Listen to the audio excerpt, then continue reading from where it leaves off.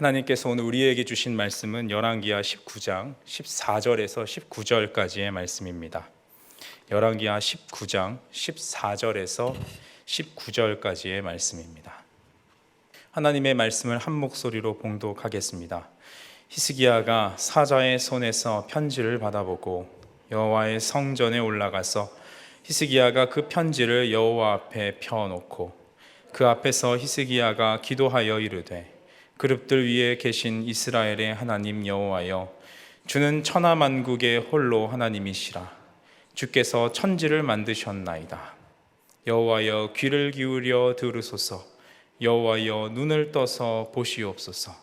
사내립이 살아계신 하나님을 비방하러 보낸 말을 들으시옵소서. 여호와여, 아수르 여러 왕이 과연 여러 민족과 그들의 땅을 황폐하게 하고 또 그들의 신들을 불에 던졌사오니 이는 그들이 신이 아니요 사람의 손으로 만든 것 곧 나무와 돌뿐이므로 멸하였나이다. 우리 하나님 여호와여, 원하건대 이제 우리를 그의 손에서 구원하옵소서. 그리하시면 천하만국이 주 여호와가 홀로 하나님이신 줄 알리이다 하니라. 아멘. 성도님들께서는 히스기야 하면은 어떤 이미지가 떠오르십니까? 제가 몇몇 분들께 여쭤봤는데 히스기야 하면 종교개혁을 아주 용감하게 단행한 왕으로, 또 어떤 분은 생명 연장함을 선물로 받은 왕으로 기억하고 계셨습니다. 근데 저는 히스기야를 묵상하면서 이 모든 일이 가능하게 된 그 근거에는 히스기야의 기도가 있다는 것을 깨닫게 되었습니다.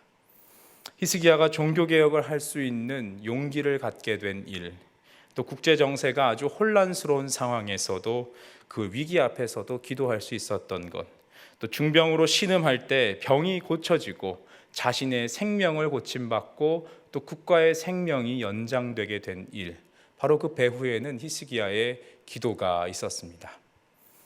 오늘 말씀을 통해 국가적인 위기, 또 개인의 어려움 앞에서 가장 먼저 기도하기를 힘썼던 그 히스기야의 기도의 특징을 총 3가지로 살펴보면서 은혜를 나누고자 합니다. 첫 번째로 히스기야는 기도를 들으시는 하나님께서 참된 왕이신 하나님이시다라는 것을 아주 잘 알고 기도했던 사람이었습니다. 앞서 제가 질문 드렸듯이 히스기야 왕 하면 어떤 왕이었습니까? 아주 굉장한 수식어들이 그 뒤에 줄줄이 붙는 대단한 왕이었죠.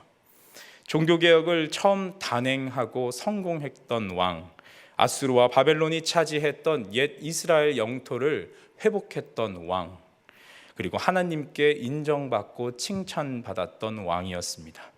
이렇게 하나님께 인정받았던 왕, 사람들에게도 칭찬을 받았던 아주 최고 권력의 정점에 있었던 히스기야였지만 그는 자만하지 않고 누가 진짜 왕이었는가를 정말로 잘 알고 있었습니다.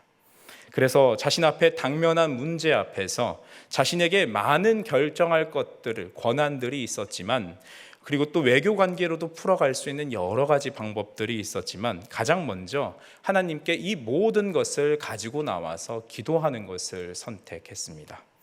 내가 결정할 수 있지만 최종적인 결정 권한은 하나님께 있습니다. 내 지혜보다 내 능력보다 크신 하나님이 계십니다 하는 마음으로 그는 기도의 자리로 나아갔습니다. 그런데 이런 마음은 그냥 하늘에서 뚝 떨어진 마음이 아니죠. 우리가 이것을 아주 깊이 있게 살펴보기 위해서 이 히스기야가 이런 마음을 갖게 되기까지의 그 고난의 과정과 연단의 과정을 잠시 살펴보고자 앞의 시간대로 한번 넘어가 보겠습니다. 먼저 히스기야에게는 종교개혁이라는 고난이 있었습니다. 사실 종교개혁이 우리처럼 제3자의 시선으로 볼 때는, 또 시간상으로는 먼 과거의 일이기 때문에 이 일이 얼마나 어려운 일이고 대단한 일인지 체감하기가 참 어렵습니다. 쉽게 생각하면 지금도 이런 말들이 있죠. 문지방을 밟으면 복이 나간다. 또 남자가 부엌에 들어오면 안 된다. 이런 말들이 있지 않습니까? 히스기야 시대의 산당도 이와 비슷했습니다. 신성한 산당을 건드리면 큰일 난다.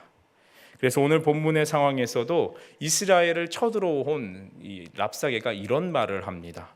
열왕기하 18장 22절을 한번 보시면, 너희가 내게 이르기를 우리는 우리 하나님 여호와를 의뢰하노라 하리라마는 히스기야가 그들의 산당들과 제단을 제거하고 유다와 예루살렘 사람에게 명령하기를 예루살렘 이 제단 앞에서만 예배하라 하지 아니하였느냐 하셨나니. 물론 우리가 방금 이야기했던 것과는 아주 스케일이 다른 차원의 이야기지만 이 말은 그냥 나온 말이 아니었습니다. 당시에 산당은 그냥 아무나 건드릴 수 없는 그런 곳이었죠. 내가 그 산당이 섬기는 것과 다른 종교를 가지고 있다 할지라도 그 산당을 잘못 건드리면 큰 부정을 얻게 된다라고 생각을 했었습니다.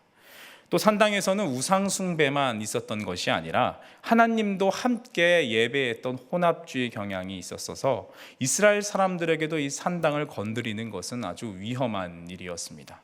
그래서 역대 왕들도 산당들을 건드리기가 쉽지 않았고, 그렇게 이것을 등에 업고 세력을 갖추게 된 산당주의자들을 이 왕들은 오히려 이용하려 했고 그들의 덕을 보고자 했었죠.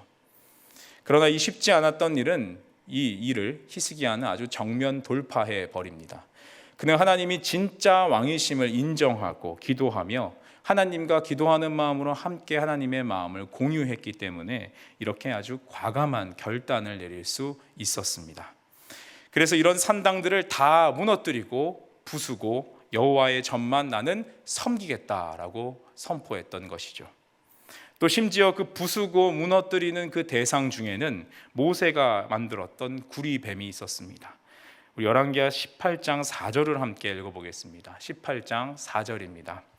그가 여러 산당들을 제거하며 주상을 깨뜨리며 아세라 목상을 찍으며 모세가 만들었던 놋뱀을 이스라엘 자손이 이때까지 향하여 분향함으로 그것을 부수고 느후수단이라 일컬었더라. 아멘. 하나님께서 모세를 통해 만드신 것인데 왜 굳이 이것까지 부수라고 명령을 하였을까요? 구리뱀이야말로 출애굽 때를 기억하게 만들고 하나님께 더 가까이 하기에 아주 좋은 유물이 아니었겠습니까? 오히려 산당보다 더 거룩하고 없애지 말아야 할 보호 대상에 들어가야 할 것처럼 보이죠. 그런데 히스기야의 원칙은 생각보다 간단했습니다. 반복되는 이야기지만 하나님께서 참된 왕이시고 또 주인이신데 하나님이 아니라 다른 것을 바라보게 하고 의지하게 했던 것들은 다 없애고자 했던 겁니다. 이스라엘 백성들이 달을 보는 것이 아니라 그 달을 가리키는 손가락을 보는 걸 보면서 하나님이 아니라 구리뱀을 더 의지하며 그 앞에서 향을 피우면서 예배를 드리니 아무리 그것이 유서 깊은 유물이라 할지라도 없애는 대상이 되었습니다.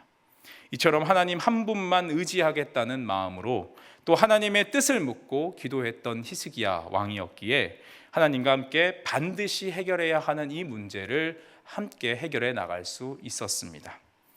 그래서 이 문제를 지나고 나니 하나님께서는 히스기야에게 아주 마음껏 복을 부어 주시죠. 히스기야의 종교개혁 이후에 남유다는 먼저 예배가 회복되고 심지어 멸망했던 북이스라엘의 사람들까지도 찾아와서 함께 하나님을 경배하고 찬양하는 일이 있었습니다. 그리고 감동했던 그 북이스라엘 사람들이 수많은 예물을 가지고 와서 하나님께 예배드리기도 했습니다.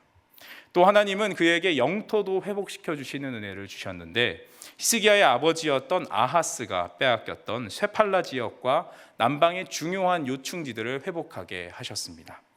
열왕기하 18장 8절에 한번 보시면 그가 블레셋 사람들을 쳐서 가사와 그 사방에 이르고 망대에서부터 견고한 성까지 이르렀더라 라고 되어 있습니다. 이 지역은 아하스 왕이 블레셋에게 빼앗긴 이후에 당시 블레셋이 조금 그 영향력이 약했기 때문에 아수르가 여기를 종주국처럼 이렇게 대신해서 다스리고 있었던 곳이었는데요.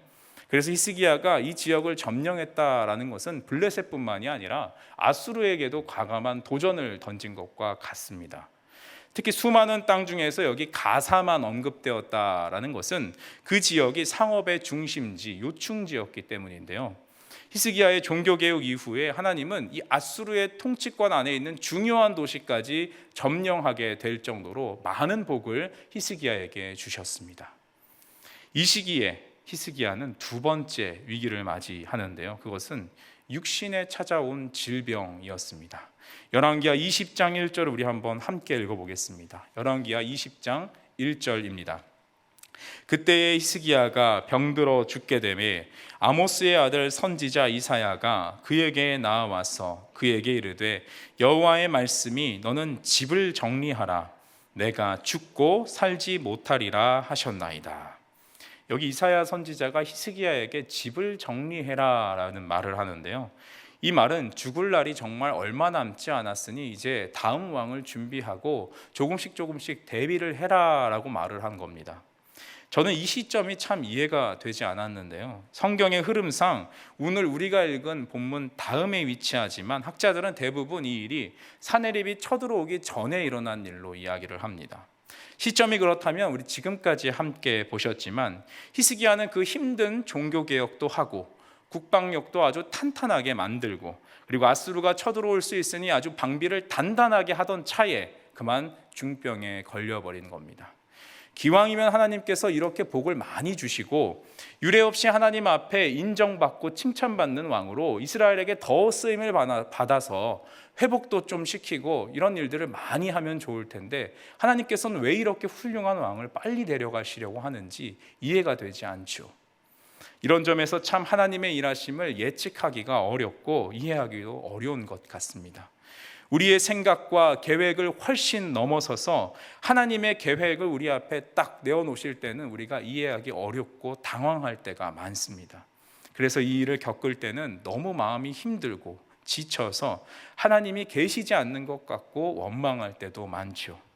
그러다가 시간이 다 지나고 나서야 하나님께서 그때 이렇게 왜 이렇게 하셨구나 하는 이유를 알게 되고 그것이 선한 계획임을 보게 됩니다. 그래서 우리는 늘 하나님의 계획이 우리 상황과 상관없이 선한 계획으로 우리에게 일하고 계신다라는 것을 믿을 수 있어야 합니다.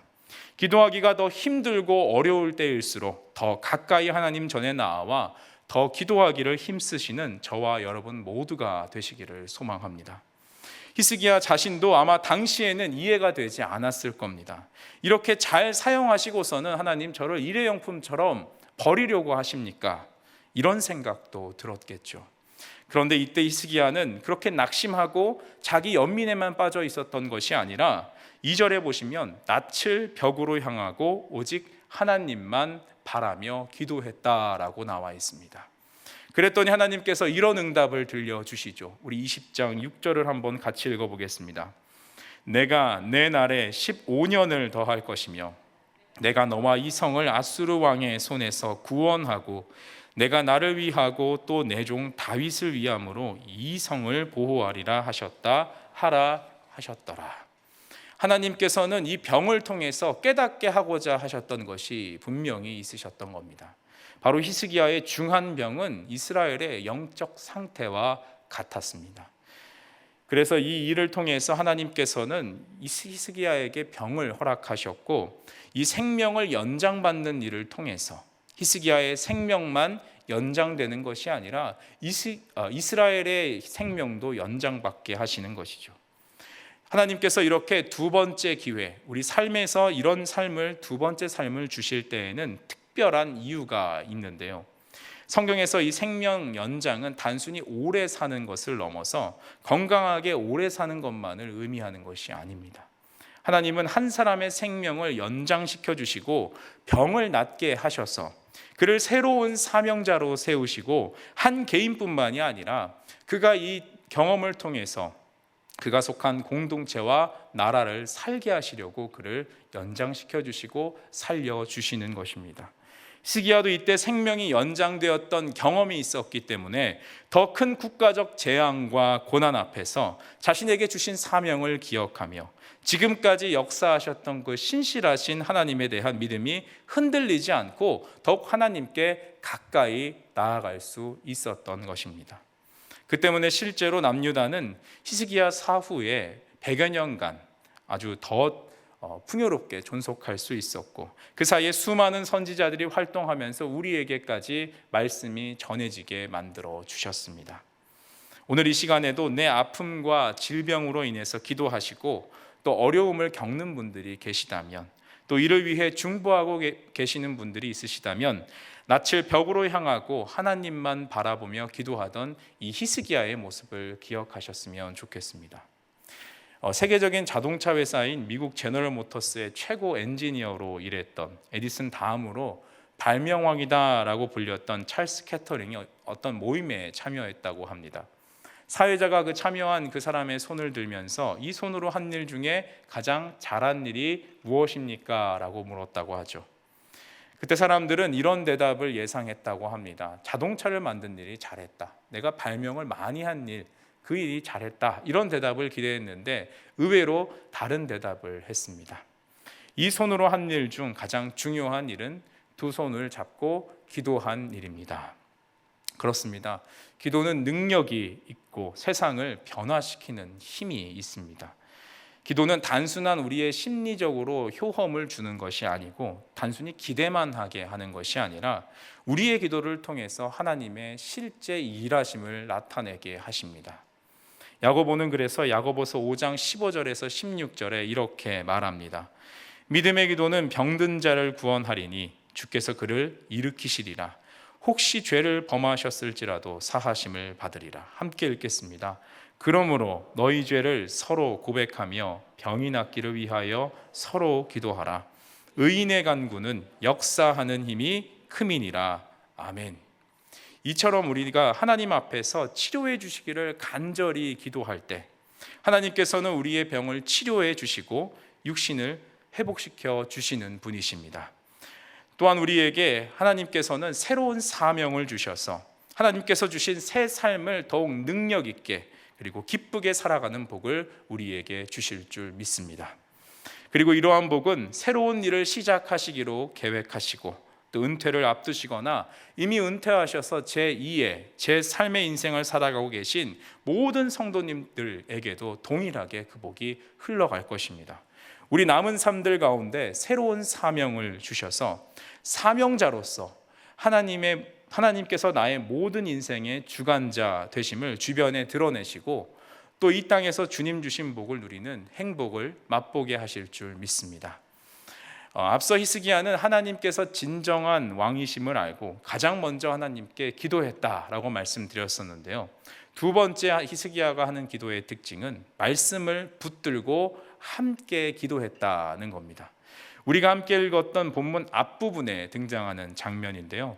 아수르의 사네립이 랍사게를 보내서 이스라엘을 겹겹이 포위하고 있는 아주 풍전등화의 위기 상황에 놓여 있습니다. 앞서 종교개혁을 했고 생명 연장을 받았으며 다시 찾아온 위기 앞에서 그는 말씀을 붙들고 기도하고자 했는데요. 그리고 혼자 기도한 것이 아니라 이사야를 초청해서 함께 기도하자라고 말을 합니다. 열왕기하 19장 1절에서 2절을 같이 한번 읽어보겠습니다. 19장 1절 2절입니다. 히스기야 왕이 듣고 그 옷을 찢고 굵은 배를 두르고 여호와의 전에 들어가서 왕국의 책임자인 엘리야김과 서기관 셈나와 제사장 중 장로들에게 굵은 배를 둘려서 아모스의 아들 선지자 이사야에게로 보내매. 히스기야는 옷을 찢고 굵은 배를 두르면서 하나님의 집에 들어가 성전에 들어가 기도하기를 간구했습니다. 그리고 혼자 기도하는 것이 아니라 하나님의 말씀을 전했던 선지자 이사야를 초청해서 함께 기도하자고 요청을 합니다. 히스기야는 국가적 재난 앞에서 하나님께서 우리에게 주실 말씀이 무엇인지 그리고 하나님의 그 말씀을 붙들고 함께 기도하자라고 요청했던 겁니다. 하나님께서는 이 기도를 들으시고 이사야와 히스기야에게 이렇게 말씀하시는데요. 열왕기하 19장 6절에서 7절입니다. 우리 함께 읽어보겠습니다. 이사야가 그들에게 이르되 너희는 너희 주에게 이렇게 말하라.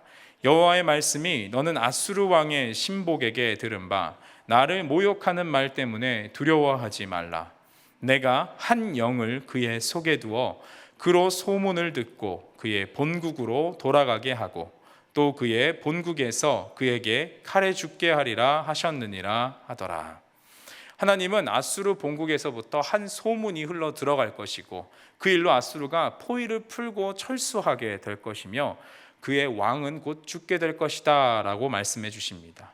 이 얼마나 속 시원한 응답입니까?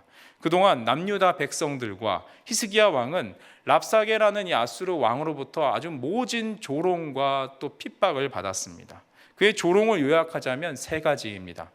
첫 번째로 이스라엘의 군사력은 아주 형편없다는 겁니다. 우리가 말 2,000피를 줘볼 테니 나와 한번 싸워보자. 그래도 너희는 못 싸울 거야. 이런 조롱을 하였죠.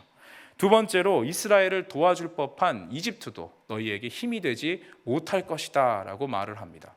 실제로 이집트는 한번 싸워보려고 하다가 아수르에게 아주 대패를 하게 되죠. 마지막으로 여호와 하나님이 믿을 만하지 못한 신이다 라고 조롱을 합니다. 우리 이 부분만 한번 말씀을 찾아서 읽어보겠습니다. 33절부터 35절까지입니다. 함께 읽겠습니다. 민족의 신들 중에 어느 한 신이 그의 땅을 아수르 왕의 손에서 건진 자가 있느냐? 하맛과 아르밧의 신들이 어디 있으며 스발와임과 헤나와 아와의 신들이 어디 있느냐? 그들이 사마리아를 내 손에서 건졌느냐? 민족의 모든 신들 중에 누가 그의 땅을 내 손에서 건졌기에 여호와가 예루살렘을 내 손에서 건지겠느냐 하셨느니라. 랍사게는 지금까지 아수르가 정복했던 나라들의 신들도 손쓸 수 없었던 것을 알려줍니다. 역사 가운데 신실하게 정복 활동을 행했던 이 아수르 왕 사네립의 위대함을 증거로 들이밀죠. 다른 나라들도 그랬듯이 이스라엘의 하나님께서도 마찬가지로 북이스라엘의 사마리아를 건져내지 못하셨듯이 너희도 곧 우리 손에 넘어올 것이다 라고 말하고 있습니다. 우리도 신앙생활을 하다 보면 이런 비슷한 경험을 종종 하게 되죠. 기도한다고 뭐가 달라지겠느냐? 주변에서 그렇게 기도하는 사람 봤는데 별거 없더라. 그리고 가장 나쁜 말은 이런 겁니다. 내가 다 기도해봤는데 소용없어. 이런 말들 듣죠. 마치 랍사게가 아수르의 역사와 경험을 들먹이면서 패배한 나라들을 근거로 대며 너희는 곧 멸망할 것이다 말하는 것과 같습니다. 세상은 기도의 사람들에게 자신의 경험을 근거 삼아서 기도를 방해하고자 합니다. 그러나 히스기야가 오늘 그곳에 속지 않았듯이 여러분도 속지 마십시오. 이것은 철저하게 사단의 방해 전략임을 간파하시길 바랍니다. 사단은 대놓고 이렇게 말하기도 하지만 은근히 달콤한 말들로 유혹하기도 합니다.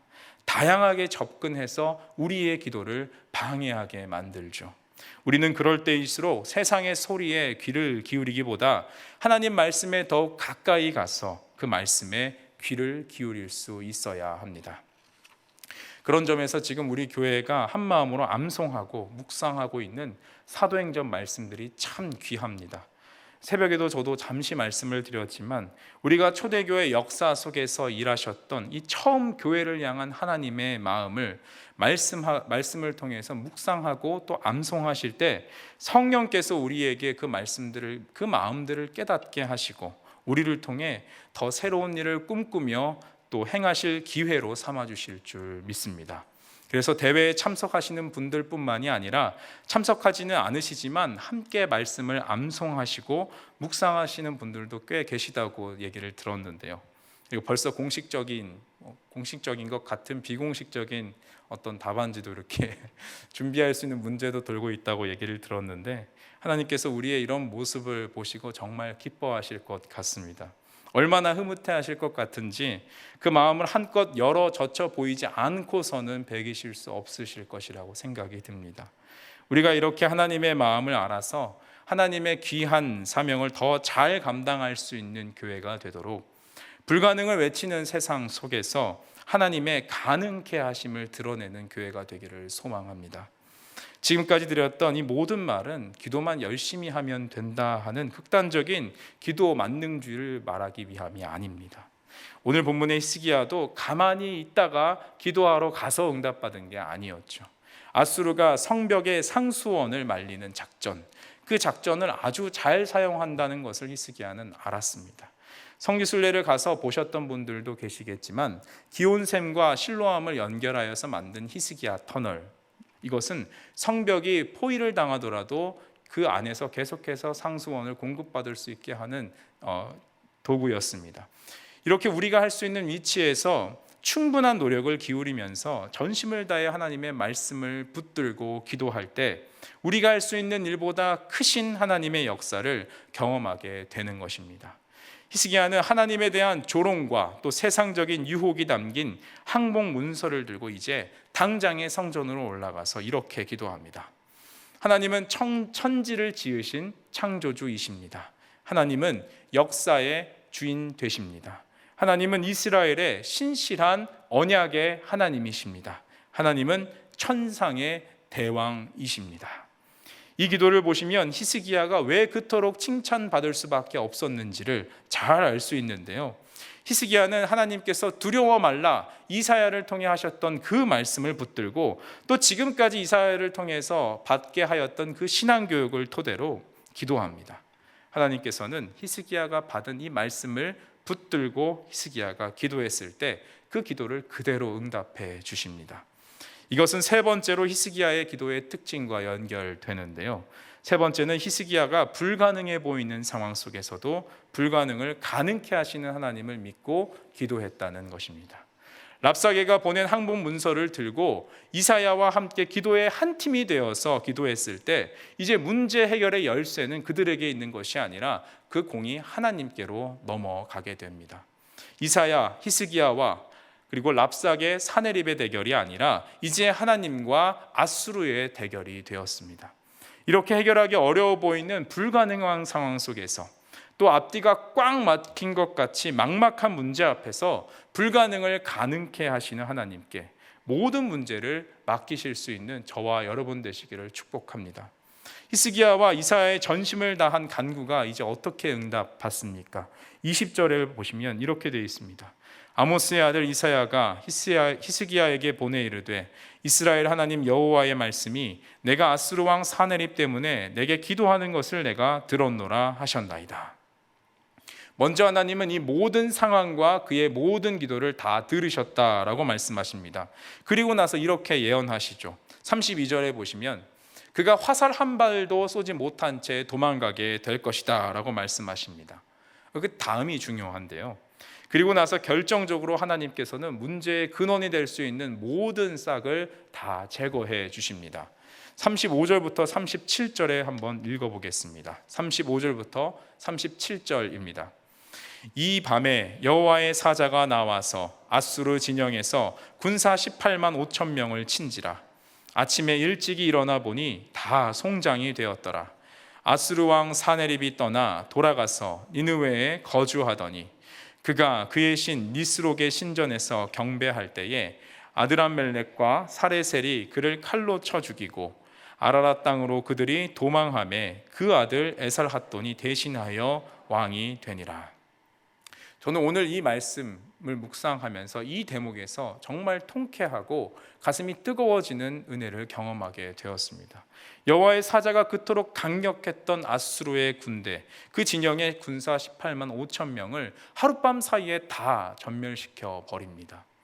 뿐만 아니라 명장이라고 불렸던 아수르 왕 사네립은 니느웨로 돌아가서 그의 신에게 경배하고 있을 때 아들에게 모반을 당해 죽게 되죠. 하나님은 군사들이 다시 그대로 돌아가면 이스라엘에게 또 위협이 될 걸 아시고 그 하룻밤 사이에 다 제거해 주셨던 것입니다. 하나님은 이렇게 불가능한 상황에서 가능함을 간구하는 기도에 우리가 볼 때 불가능한 방법으로, 불가항적인 방법으로 역사해 주시는 하나님이십니다. 얼마나 멋진 하나님이십니까? 얼마나 통쾌한 모습입니까?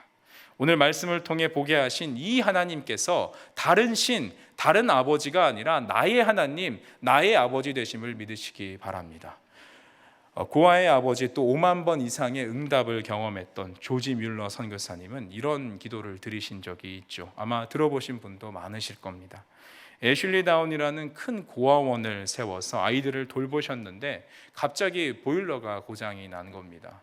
겨울철이고 영화들도 너무 많아서 위험한 상황에 놓였는데요. 선교사님은 성경책 한 권만 들고 교회로 들어갔다고 합니다.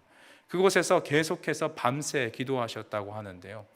그때 동남풍이 불어서 그 영국에 갑자기 따뜻한 바람이 불었다고 합니다.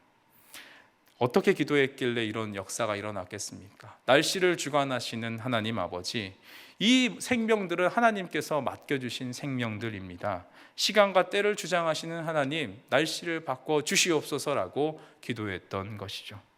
지금이야 이상기온이 일상적일 수도 있다고 하지만 그 당시는 흔치 않은 일이 분명했죠. 하나님은 그러나 동남풍을 불게 하셔서 그때의 따뜻함을 경험하게 하셨습니다. 저도 조지 뮬러 선교사님에 비하면 아주 미천한 경험이 있었는데요. 어느 밤 깜깜한 날에 폭우가 내리고 천둥이 치던 날이었습니다. 저는 교회에서 부모님과 어린 나이에 함께 기도하고 예배하고 있었는데요. 근데 갑자기 정전이 되고 모든 전기가 교회에서 다 나가버렸습니다. 처음에 저는 너무 어리고 무서워서 아무 생각도 못한 채 부모님 손만 꼭 잡았던 기억이 납니다. 교회에서는 이 상황이 오래 지속될 것 같자 초와 종이컵을 나눠주면서 불을 하나씩 켜주었습니다. 그때 저는 정말 순수한 마음으로 무서워서 하나님께 이렇게 간구했습니다. 하나님, 얼른 불이 켜져지게 도와주세요. 저 무서운 천둥이 멈춰지게 해주세요라고 기도했습니다. 어떻게 됐을까요? 거짓말처럼 기도를 마치고 나서 얼마 뒤에 전등이 켜지고 천둥이 멈췄습니다. 저는 어린 마음이었지만 하나님께서 정말로 일하셨구나, 하나님이 살아계셨구나라는 것을 처음 경험하게 된 순간이었습니다. 나중에 저는 이 일을 계기로 하나님께 간구할 때 어떤 제한이나 어떤 의심을 두지 않았었습니다. 의심하면서 조심스럽게 간구하는 것이 아니라 하나님께서 하실 줄 믿습니다 하고 아주 담대한 마음으로 간구하게 되었습니다. 물론 시간이 좀 지나고 나서 누구나 찾아오듯이 그 어둠의 시절, 사춘기 시절에는 이런 마음에서 의심들이 더 많이 생겨나고 자연스럽게 이런 기도는 조금씩 줄어갔지만 지금도 그때를 생각해 보면 불가능한 이 기도를 드릴 때 원동력이 되곤 합니다. 불가능한 일이라고 보일 때에도 여러분 끝까지 기도하십시오. 하나님께서는 불가능한 일을 우리가 예상치 못하는 불가능한 방법으로 응답해 주십니다. 기도하면 손해보는 일이 하나도 없다고 하죠. 기도하면 상황이 변하도록 응답해 주실 때도 있고, 아니면 내가 변하도록 응답해 주실 때도 있고, 아니면 하나님과 내가 더 가까이 다가갈 수 있는 기회를 응답으로 주실 때도 있습니다. 우리에게 늘 이렇게 선한 방법으로 응답해 주시고 선하게 인도하시는 그 신실하신 하나님께 이 시간 전심으로 찬양하며 또 기도하며 나아가겠습니다. 이 시간 먼저 우리 모든 삶과 시간의 주인 되시며 왕 되시는 창조주 하나님께 영광과 경배의 찬양을 올려드리겠습니다. 문들아 머리 들어라, 들릴지어다 영원한 문들아, 영광의 왕 들어가시도록, 영광의 왕 들어가신다. 문들아 머리 들어라, 문들아 머리 들어라, 들릴지어다 영원한 문들아, 영광의 왕 들어가시도록, 영광의 왕 들어가신다. 영광의 왕 되시뇨, 영광의 왕 되시뇨, 강하고 능하신 주로다. 전쟁에 능하신, 전쟁에 능하신 주시라. 다 찬양 위대하신 왕. 왕께 만세, 왕께 만세, 왕께 만세. 당신은 영광의 왕이라. 다 찬양 위대하신 다시 한번 힘있게 찬양합니다. 문들아 머리 들어라, 문들아 머리 들어라, 들릴지어다 영원한 문들아, 영광의 왕 들어가시도록,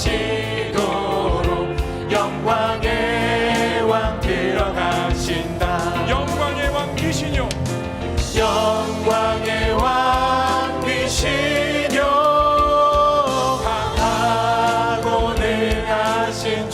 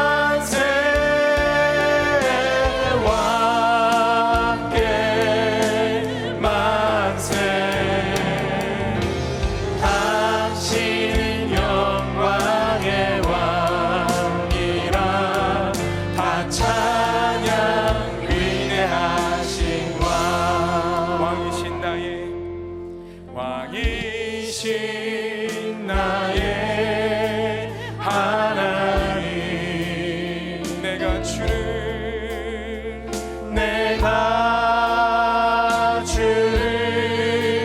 높이고 영원히 주의 이름을 송축하리라.